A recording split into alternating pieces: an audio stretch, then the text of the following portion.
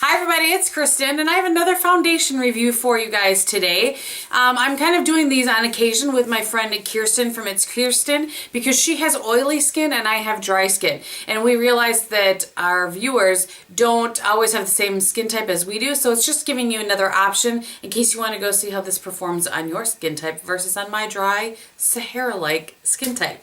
So the foundation that we decided to do this time, and I didn't realize how tricky this particular one was to get. And this is the Bourjois Healthy Mix Serum. So this is what it looks like. And it also says that it's gel foundation, 16 hours, radiance boosting, even revived complexion. That's the full name of it. And this packaging, while it looks like glass, is actually plastic, which I like. I don't have an issue with that. And it has a pump on it. So we'll get into the whole, if this is your first foundation review from me, I always kind of do this scale sort of thing. I have 5 different categories and I give it a point, or I give it a value between 0 and 1 point, and then an overall score at the end. I'm going to go ahead and cut to the demo of the application of this, and then we'll come back and talk about the foundation. So the primer I've been using recently to test out is the Neutrogena Healthy Skin Primer. I really like it, I have to say. I find it to be, well, not a review on the primer. So I'm going to put 2 pumps on the back of my hand. And I have been applying this with Beauty Blender and with makeup brush. But I don't find that the application is really all that different. Whoops. Depending on which one. With this particular foundation, it doesn't seem to be very finicky. I think I mentioned in my favorites last month that I've kind of jumped on the Beauty Blender bandwagon. I do really like it.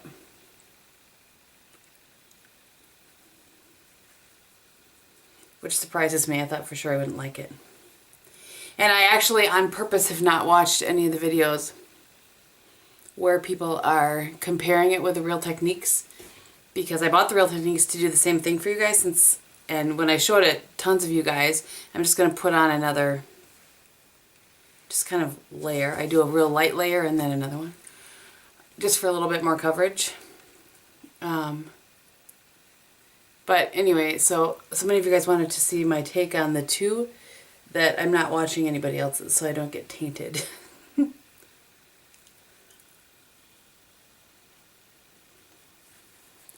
So again, as you can see, it's not real finicky, and I find it's very easy to apply.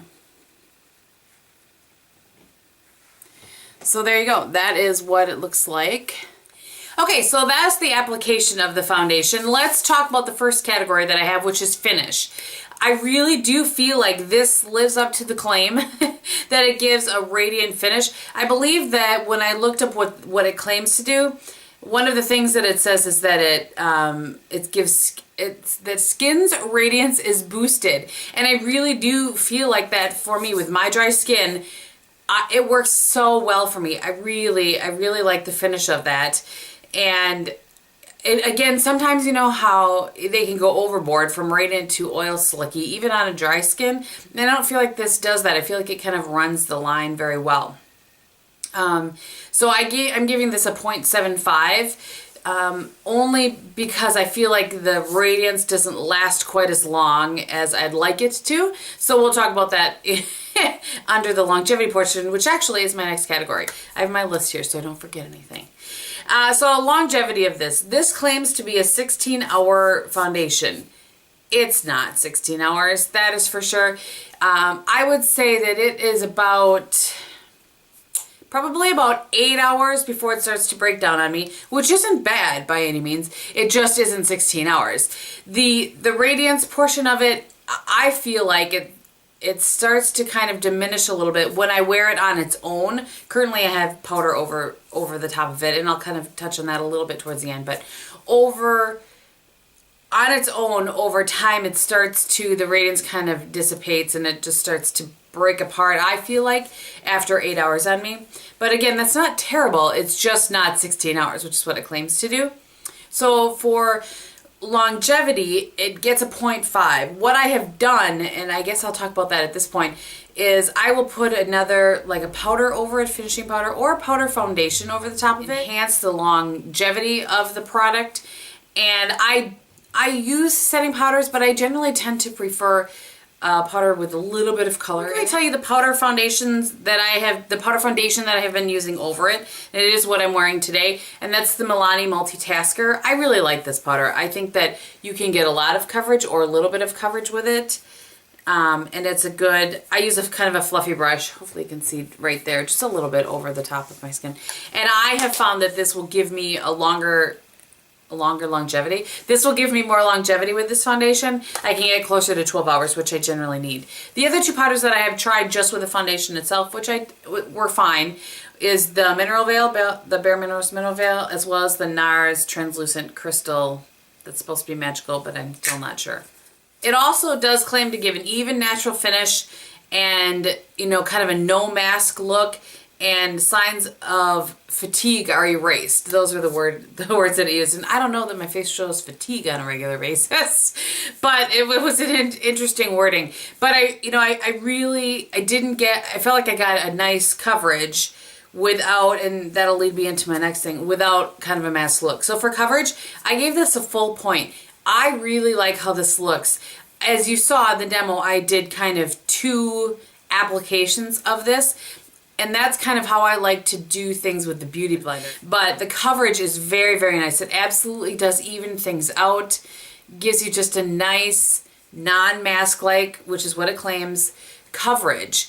And can be, you saw the first application, it can be a sheer coverage, so a light coverage, all the way to a medium, almost a medium to full coverage without looking mask-like. So I gave it the full point. I really, really was impressed with the coverage and enjoyed that. Color range on this, I only gave it a 1/4 of a point. There's only 6 colors available. The color that I have is in number 52, Vanilla, and it's a great match for me, I think. I'm going to just put a little on here for you. So that's what it looks like. And when it comes out, it's, try to get where you guys can see it. So you can see the kind of the consistency of that. And it is a gel, so as I hold my hand up, it's not going to move, but it works very well into the skin. And I'm just gonna move this out a little bit. So it's a great color match for me. My friend Sandy from Miss May 27 was the one that sent this to me, and she color matched me over the, you know, kind of just in talking. She and I have very similar coloring, so, but yeah, it's like perfect dead-on match. So that's my only issue with this is that the color range just isn't there, so it only gets a 1/4 of a point for that. And then the last thing is packaging. Last thing we'll talk about in this section of it is packaging. And again, I really like it. It has a pump. Sign me up for a pump every single time. I just don't understand why any foundation that can easily come out of a pump doesn't come with a pump. It makes no sense to me. I know I talk about that every time, but nice. It's not super heavy. It's great for travel because it's plastic. I have no issues with the packaging at all, and I gave that the full point as well. Let's talk a little bit about getting this product, because I've had a lot of questions when I've shown that I'm wearing it in videos. When we decided to review this, I was under the impression it was available like at Sears and ASOS.com and that sort of thing. The Healthy Mix foundation, not the serum, but the Healthy Mix foundation apparently is available in those places, but the serum is trickier to find, sort of. So having said that, I know that you can find it on Amazon. I Googled it and found a bunch of the shades on Amazon, and drugstore.com carried a couple of the shades. So you kind of have to do a little bit of searching in order to find the product, but I think Amazon is going to be your best bet as far as, you know, ease of getting the product. So I apologize for that.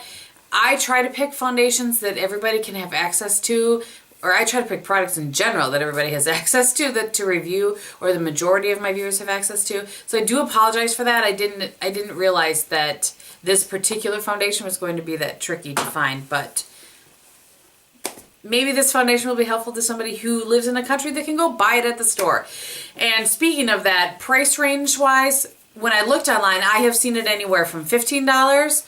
I think I might have seen it for $12.99 actually on Amazon, all the way up to $24, $25 on drugstore.com. So I think it just kind of, and I apologize, I honestly don't know what it sells for in the UK or in France, the other places where you can get it. I think they sell Bourjois in Australia as well. I don't know those prices because I don't have access to know those prices, so I apologize for that. All right, so that is my review of the Bourjois Healthy Mix. I gave it a 3.5 overall. I did really like this foundation and I'm very happy to have it. I kind of wish that I would have tried it earlier in the winter because I think it would have been a great winter foundation for me, but I will absolutely get use out of it throughout, you know, throughout the year, and I know that I will use that one until it's gone. So very thankful to Sandy, who's Miss May 27, for sending it to me a while back. I will of course link her below, as well as Kirsten's video if you are interested in seeing how this works on oily skin. Alright, if you are not interested in seeing what's on the rest of my face, then thank you so much for watching. And if you are, I will run it down quickly for you. On my eyes today, I have just very simple, the Illusion d'Ombre in Emerveille, the Chanel Illusion d'Ombre in Emerveille. Just kind of a very light peachy color. I have some soft brown from MAC in the crease, which is this color right here. A little Brule on my brow bone. Shocking, I know.